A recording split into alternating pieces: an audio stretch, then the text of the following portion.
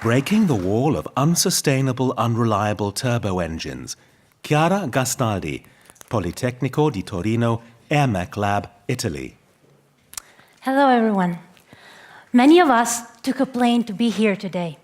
Now, imagine being on this plane. This plane caught fire during takeoff, and 20 people were injured. And it is only one of the many accidents that have happened in the last years. So what is the cause of this unreliability? It has to do with fatigue.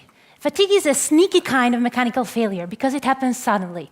It is caused by the gas that passes through the engine and excites the disc, whose blades end up breaking. Designers already figured out a potential way to solve the problem. To understand the concept, try to remember when you were a kid and you were going on your swing, and if you wanted to slow down, you would simply put your foot on the ground, and the friction between your foot and the ground would cause you to stop.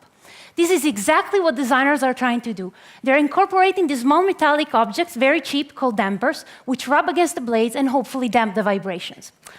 Unfortunately, we're still at this stage. We're kids with the right tool, but no knowledge of how to use it properly. And why is that? Well, because we don't know really how dampers work. And design without knowledge is like trying to score a basketball while blindfolded. Chances of success are slim. So what designers do nowadays is they substitute knowledge with precaution.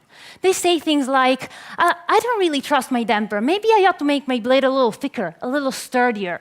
But a thicker blade means a heavier engine. And just think that if you could reduce by 1% the weight of each engine, we could cut down our emissions by the amount of CO2 Portugal produces over a year. And we can start doing this today.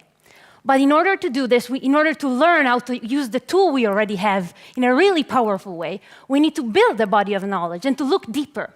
Designers nowadays evaluate damper performance on the overall disc. What we did was to look directly at the damper, at what the damper was doing. And in order to do this, we had to build a specific test rig, the first one and the only one in the world. I took very, very precise measurements, and I understood something wonderful. I could understand what the damper was doing. And not only could I understand it, I could also simulate it and put it in a code which is now in the last stages of validation. And the wonderful thing is that all this body of knowledge is already helping us improve things. We took an existing damper, changed the shape, and put it back on the same sets of blades. Now the vibrations are 50% of what they were before.